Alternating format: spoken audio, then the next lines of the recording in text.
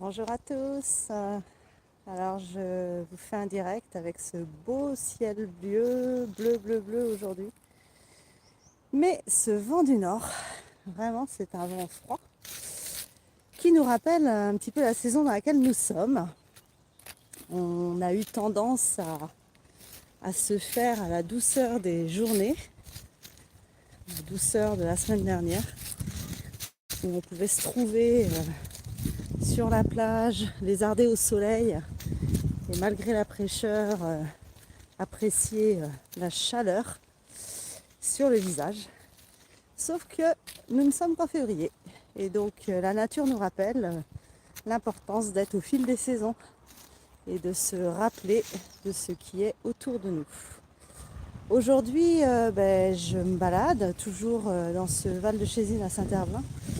Et en fait, j'avais envie de vous amener avec moi à méditer sur le noisetier. Donc pour pouvoir méditer sur le noisetier, je vous emmène là, dans un petit coin. Je suis déjà venue la semaine dernière, c'était beaucoup plus jaune. Et en fait, vous avez dû voir ça autour de chez vous.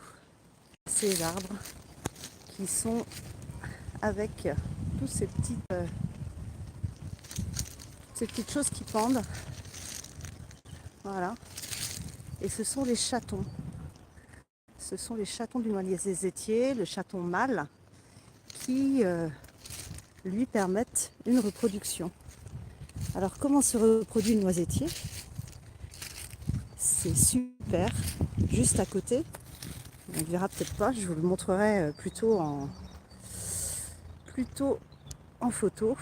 En fait, le noisetier a des petits bourgeons qui font une petite fleur rouge qui est magnifique. Et le chaton de noisetier est anémophile. Ça veut dire quoi? Ça veut dire justement qu'il aime ce vent. Grâce au vent, ça va lui permettre de faire voyager son pollen, de l'envoyer vers les chatons femelles et du coup de fertiliser. Donc chez les Celtes, le noisetier était vraiment symbole de cette abondance de fertilité. C'était un arbre évidemment qu'on connaît par ses noisettes, à l'automne par ses fruits qui sont extrêmement nutritifs, mais c'est aussi un arbre qui permet en gémothérapie tout ce qui est circulatoire. Moi j'ai fait la semaine dernière un peu de gémothérapie.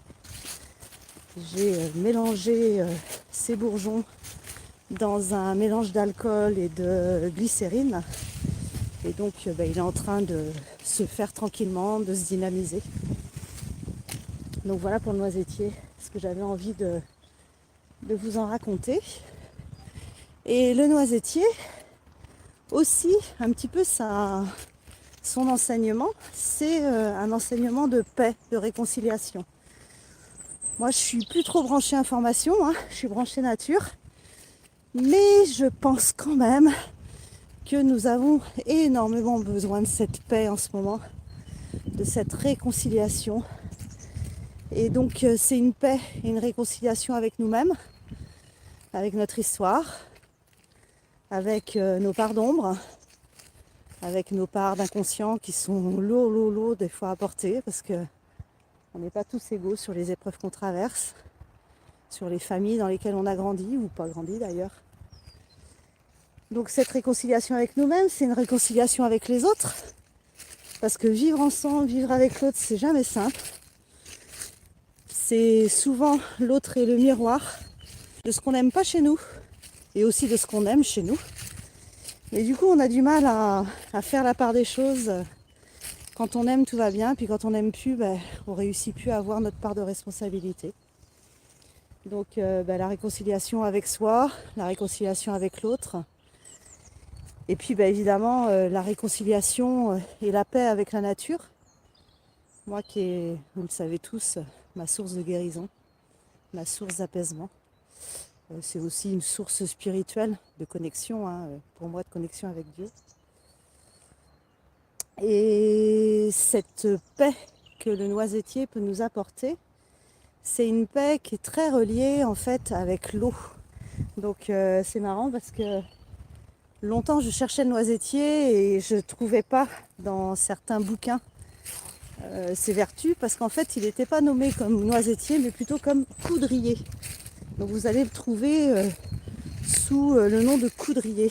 Et il faut savoir que ce coudrier, ce noisetier, eh bien il a une telle souplesse qu'on en fait des petites barrières pour faire des retenues de terre, mais aussi il permet aux sourciers de trouver les sources d'eau. Donc en géobiologie, c'est vraiment un arbre et un bois qui est relié à la source. Et la source d'eau, ben, c'est la vie, hein. C'est vraiment sans eau, pas de vie. Et sans ce vent qui lève, pas de vie non plus pour le noisetier, qui va assurer sa fertilité grâce au vent, qui va lui permettre de se disséminer un peu partout. Donc voilà un peu le message du jour, un message de paix, de réconciliation, qui va nous apporter de la fertilité, de l'abondance. Et donc voilà, de très bonnes choses pour nous. À très bientôt.